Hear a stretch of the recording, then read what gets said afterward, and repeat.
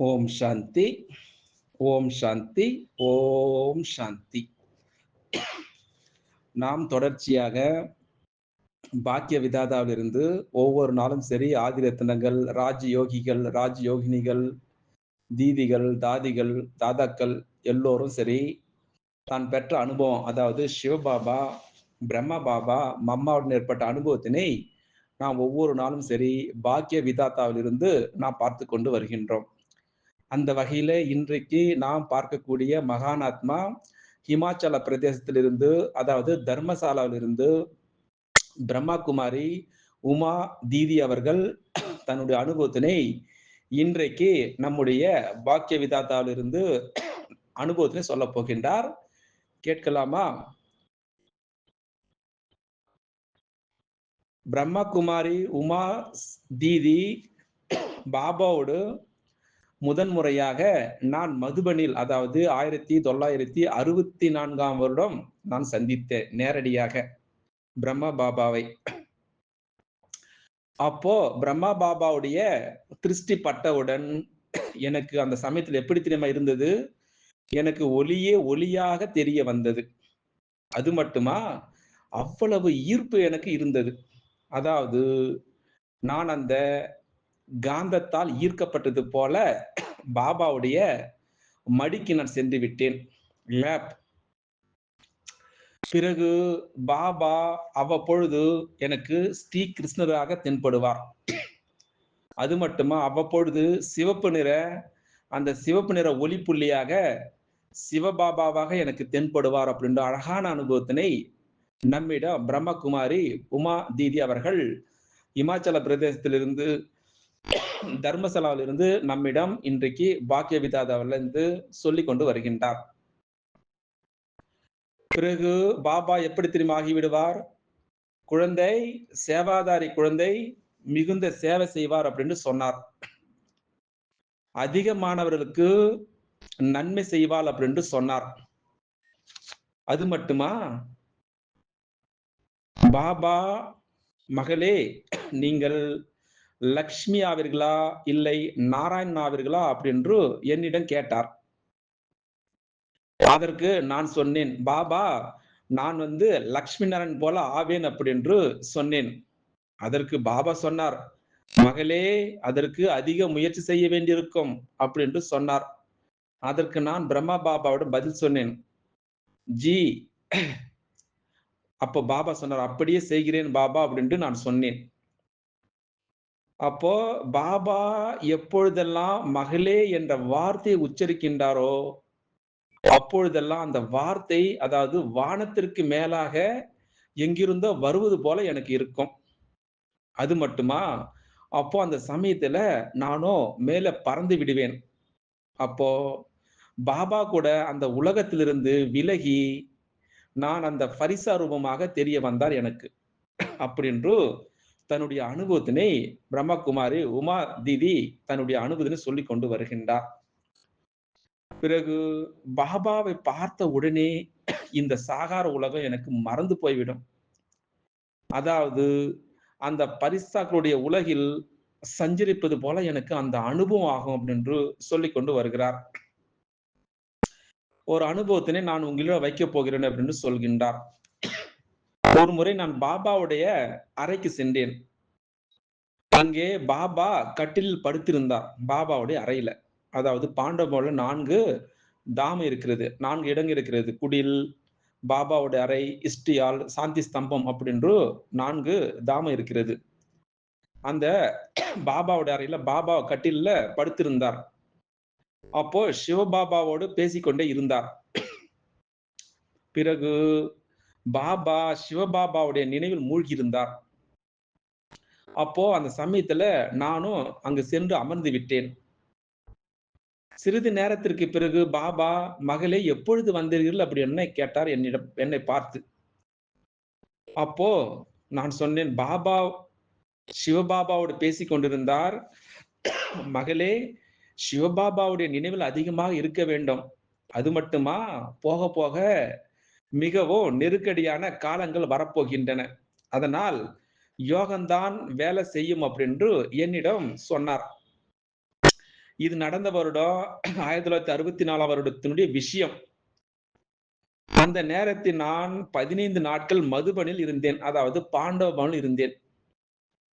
அப்போ தினமும் பாபா அனைத்து சகோதர சகோதரிகளையும், அதாவது நக்கி லேக், அங்க வந்து அழகான ஒரு ஏரி இருக்கிறது, நக்கி லேக். அங்க சுட்டிக்காட்ட அழைத்து செல்வார். அப்போ பாபா என்னுடைய விரலை பிடித்துக்கொண்டு நடப்பார். அந்த சமயத்துல எனக்கு நான் ஸ்ரீ கிருஷ்ணனோடு நடந்து கொண்டிருக்கிறேன் அப்படின்று எனக்கு அந்த அனுபவம் ஆகும். அழகான அந்த அனுபவத்தை சொல்லிக் கொண்டிருக்கின்றார் பாருங்கள். அந்த நக்கி லேக் ஏரியில. இப்ப பிறகு இன்னொரு விஷயத்தை நான் உங்களிடம் பகிர்ந்து கொள்ளப் போகிறேன். அதாவது 1966ஆம் வருடத்தினுடைய விஷயம் இது. அப்போ நான் ஒரு சேட் குடும்பத்தை பாபாவுடைய சமூகத்திற்கு அழைத்து வந்தேன். அதற்கு பாபா சொன்னார், "இவர் பெரிய சேட்டு" அப்படின்னு சொன்னார். அப்போ அந்த சேட் வந்து பாபாவை பார்த்த பொழுது, அவருக்கு சிவபாபாவுடைய சாட்சாத்காரம் ஆனது. நான் எதனை அடைய வேண்டுமோ அதனை அடைந்து விட்டேன். ஏனென்றால், நான் தேடி அலைந்து திரிந்து கொண்டிருந்தேன் இவரைத்தான் அப்படின்று சேட் பிரம்மா பாபாவிடம் சொன்னார். பிறகு பாபா என்னிடம் சொன்னார், "மகளே, இவருக்கு இங்கு நல்ல உபசரிக்கை செய்ய வேண்டும். அதனால் இவர் அங்கு சென்று நன்றாக சேவை செய்ய வேண்டும்" அப்படின்னு சொன்னார். பிறகு இங்கிருந்து சென்ற பிறகு அவர் யக்ஞத்திற்கு என்ன தெரியுமா செய்தாரு? உடல், மனம், பொருளால் மிகுந்த சேவை செய்ய ஆரம்பித்தார். அந்த சேட் அழகான அனுபவத்தினை நம்மிடம் சொல்லிக் கொண்டு வருகிறார். பிரம்மகுமாரி ஹிமாச்சல பிரதேசத்திலிருந்து, அதாவது தர்மசாலாவில் இருந்து உமா தீதி தன்னுடைய அனுபவத்தினை 1966ஆம் வருடத்தின் விஷயத்தை நம்மிடம் பகிர்ந்து கொண்டு வருகிறார். நான் உங்களுக்கு இன்னொரு அனுபவத்தை சொல்லப் போகின்றேன். அதாவது 1967ஆம் ஆண்டத்தினுடைய விஷயம் இது. அந்த வருடத்தில் நான் ஒரு பார்ட்டியை கூட்டிக் கொண்டு வந்திருந்தேன் மதுவனத்திற்கு. அந்த பார்ட்டியில 2 குமாரர்கள் இருந்தார்கள். அப்போ பாபா அந்த பார்ட்டியை சந்தித்துக் கொண்டிருந்தார்கள். அப்போ அனைவரும் சந்தித்த பிறகு ஒரு குமாரரிடம் பாபா சொன்னார், "குழந்தாய், ஒரு கன்யா மிகவும் கஷ்டப்பட்டுக் கொண்டிருக்கின்றாள். அவளுக்கு அவருடைய அம்மா, அப்பா திருமணம் செய்விக்க விரும்புகின்றார்கள். ஆனால் அவள் தூய்மையாக இருக்க விரும்புகின்றாள். அதனால் என்ன செய்ய வேண்டும்? நீங்கள் அந்த கன்யாவை காந்தர்வ விவாகம் செய்து கொள்வீர்களா?" அப்படி என்ன கேட்டார். அதற்கு அந்த குமார், "அதற்கு முடியாது" அப்படின்னு சொல்லிவிட்டார். பிறகு மற்ற குமாரர் இதை கேட்டுக்கொண்டே இருந்தார். ஆனால் பாபா அவரிடம் ஒன்றும் கூறவே இல்லை. அவர் வெளியே வந்து அந்த முதல் குமாரிடம், "ஒருவேளை பாபா என்னிடம் கேட்டிருந்தால் நான் ஆங், அதாவது சரி என்று சொல்லியிருப்பேன்" அப்படின்று இன்னொரு குமார் சொன்னார். அதற்கு அந்த குமார், பாபாவிடம் பகுத்தறியக்கூடிய சக்தி அதிகமாக இருந்தபடியால் அனைவரையும் சரி பகுத்தறிந்த பிறகே பாபா சொல்கின்றார் அப்படின்னு சொன்னார். பின்னாளில் அந்த இன்னொரு குமார் வந்தார் இல்லையா? யார் திருமணத்திற்கு தயாராக இருந்தாரோ அவர் ஞானத்தில் இருக்கிறதே காணாமல் போய்விட்டார். அதாவது மாயாவை உலகில் போய்விட்டார். பாருங்கள் எப்படி மாயா அடிச்சிருக்கு அவங்கள. பிறகு பாபாவுடைய அளவற்ற ஆன்மீக அன்பு அவ்வளவு ஈர்த்தது. அந்த நாட்களை இன்று கூட எனக்கு நினைவு வருகின்றது. அதாவது சாகாரா பாலையினுடைய நாட்கள் மறக்க நினைத்தாலும் மறக்கவே முடியவில்லை. அதாவது உள்ளுக்குள் நரம்பிலும் அமிழ்ந்திருக்கிறது. அப்போ பிரம்ம பாபாவோ சிவபாபாவுடைய அந்த சாகார ரூபமாக இருந்தார். அப்போ சாகார பாபா எது செய்தாலும் எனக்கு அதில் சிவபாபா தென்பட்டார். "உன்னோடு தான் சாப்பிடுவேன், உன்னோடு தான் அமருவேன்" அப்படி என்ற இந்த அனைத்து விளையாட்டுகளையும் நான் இந்த கண்களால் பார்த்தேன்.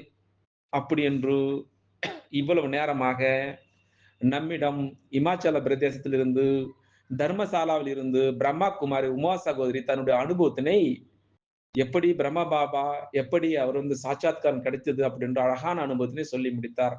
அதனால தான் பாபா அடிக்கடி சொல்வதுண்டு, "இனிமையான குழந்தைகளே, இப்பொழுது பாபா படிப்பிக்க வந்திருக்கின்றார். அதனால் குழந்தைகள் இந்த ஆன்மீக படிப்பு படித்து என்னாக வேண்டும்? பாஸ் வித் ஆனர் ஆக வேண்டும். படிப்பினுடைய நேரத்தில் உங்கள் புத்தி எங்குமே போகக்கூடாது. அதனால் குழந்தைகளுக்கு எப்பொழுதுமே ஒரு தந்தையை தவிர வேறு யாருடைய நினைவு வரக்கூடாது. அதனால் என்ன செய்ய வேண்டும்? ஸ்ரீமத் படி நடந்து கொண்டே இருக்க வேண்டும் அப்படி என்று அழகாக இவ்வளவு நேரமாக நம்மிடம் என்ன அனுபவம் சொல்லியிருந்தார். பிரம்மகுமாரி தன்னுடைய அனுபவத்தினை பிரம்மா பாபாவோடு ஏற்பட்ட அனுபவத்தினை இவ்வளவு நேரமாக நம்மிடம் பகிர்ந்து கொண்டு வந்திருந்தார். நாளைக்கு இவர் அதாவது மம்மாவோடு ஏற்பட்ட அனுபவத்தினை பிரம்மகுமாரி உமா சகோதரி தீதி அவர்கள் என்ன சொல்ல போகிறார் என்று அதுவரைக்கும் நாம் காத்திருக்கலாம். அச்சா. ஓம் சாந்தி. ஓம் சாந்தி. ஓம் சாந்தி. ஓம் சாந்தி. ஓம் சாந்தி.